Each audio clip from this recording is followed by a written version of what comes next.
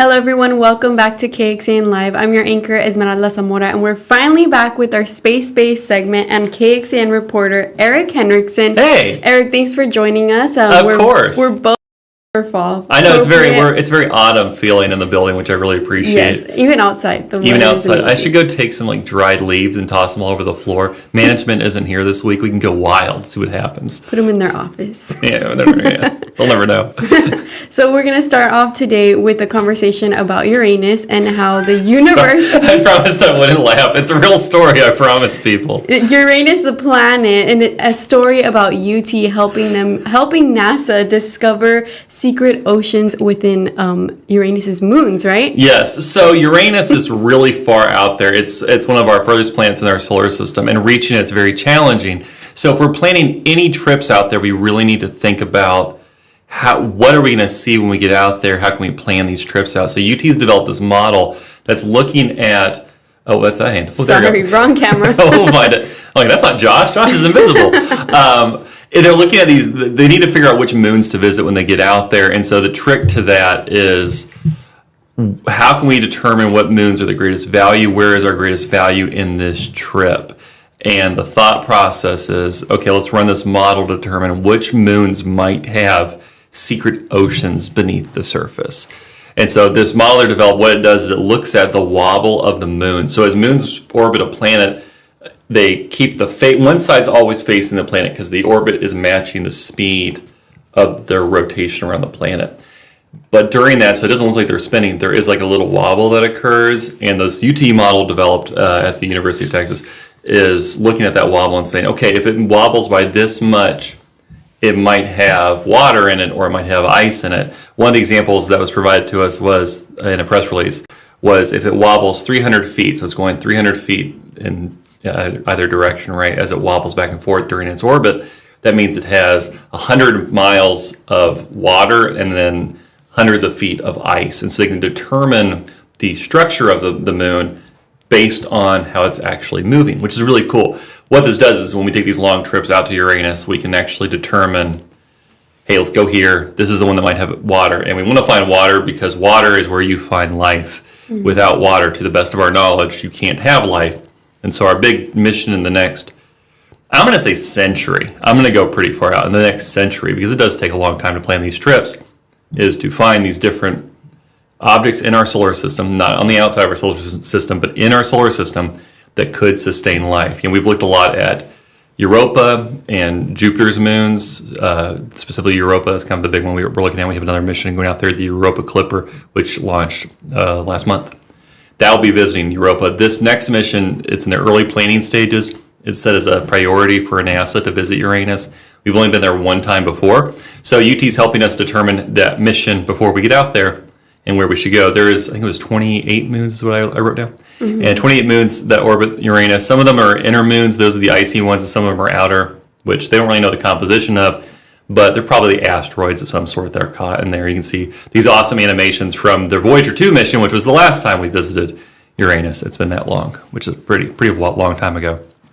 Yeah. And Eric, I saw on your article that you wrote on our website, kxan.com, you had a section that said wobble with ya. And it's not just Uranus's moons that are wobbly. Right. It's also ours, right? Yes, all moons wobble a little bit depending on what they're made of and the orbit and size. It's all physics, right? So if they have like a liquid core, they're going to wobble. Ours is actually pretty solid, but it was at one point magma and lava-y and stuff. It was much more active at this point. I'm pretty sure it's mostly a dead moon or like not very geologically active. When I say dead, I'm talking about geological activity. So there's no core to it. There's no lava. It is shrinking and does have earthquakes or moonquakes.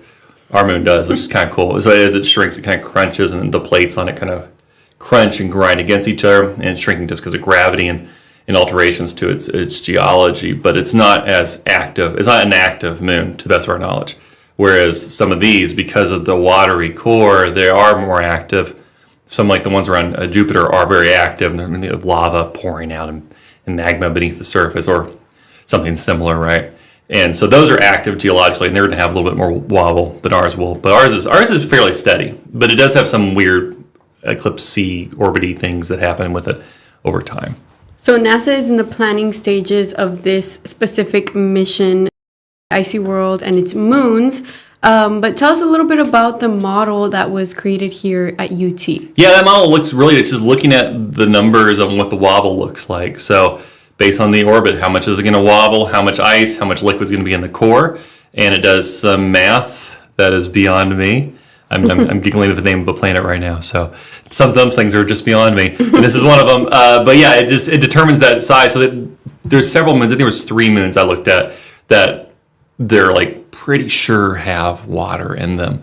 And so they can run this model on it. It was that same model was used on one of Saturn's moons to determine it had water beneath it. So if Saturn does, Jupiter does. These icy planets like Neptune and Uranus that are out there way at the edge of our solar system, they think those are the most numerous of all the planets in our solar system or in the galaxy, in the universe. And if that's the case, if you have this type of planet and then it has these types of moons that could produce and have water on them, well, that means there's more opportunities for life in the universe than maybe we initially anticipated. So more opportunities is always a good thing for life, we hope, unless they're like Independence Day aliens. We want close encounter of the third kind aliens. We don't want Independence Day aliens.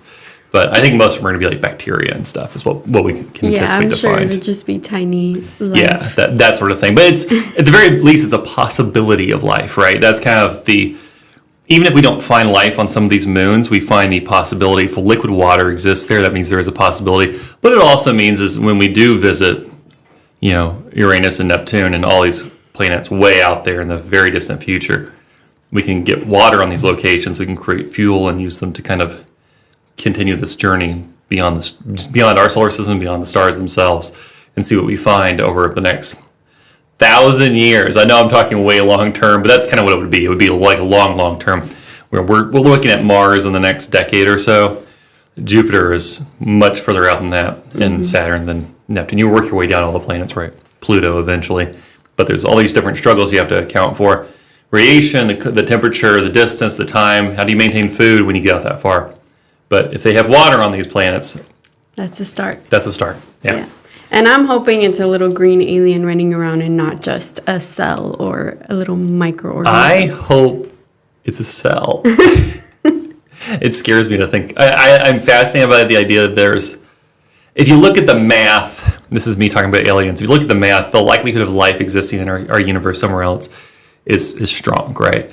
The scary thing is the idea that they're much more technologically advanced than us, and they're little green men who visit us from time to time and go full signs on us. So, there's always that possibility. I'm hoping for like little bacteria and things. That means that, there's stuff out there, but it's not a threat or anything like that. Yeah, who knows? Maybe the little green aliens are not threats. I know it's like the sci-fi conversation we're having right now, but that's what makes this conversation always fun. When you think about space, you get to think different parts of it. The whole thing's so big. If you think about, I think it's like if our galaxy is the size of a golf ball, the known universe is the size of a football stadium. It's something along those lines. Like that, I saw a metaphor for that the other day. The universe is huge, and it grows. So that's wild a little stuff scarier for you. to think about. It's a big experiment and just gets larger every year. Well, we do have your article already published on our website, kxn.com. You can find it on the homepage. And this is an in-depth of what we talked about right now. What can you tell us what is in the article that maybe we didn't get to touch on? I think we touched on all the major stuff. We have a little more look at what Voyager 2 found on its visit.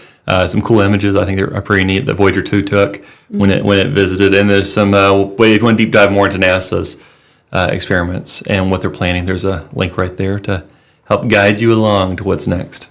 Well, thank you so much for joining us, Eric. It was a pleasure to have you back, and we hope to continue these space segments because they're my favorite of all. I have fun coming in. I get so busy. I have too many plates spinning. I have like 3 more investigations I'm working on right now.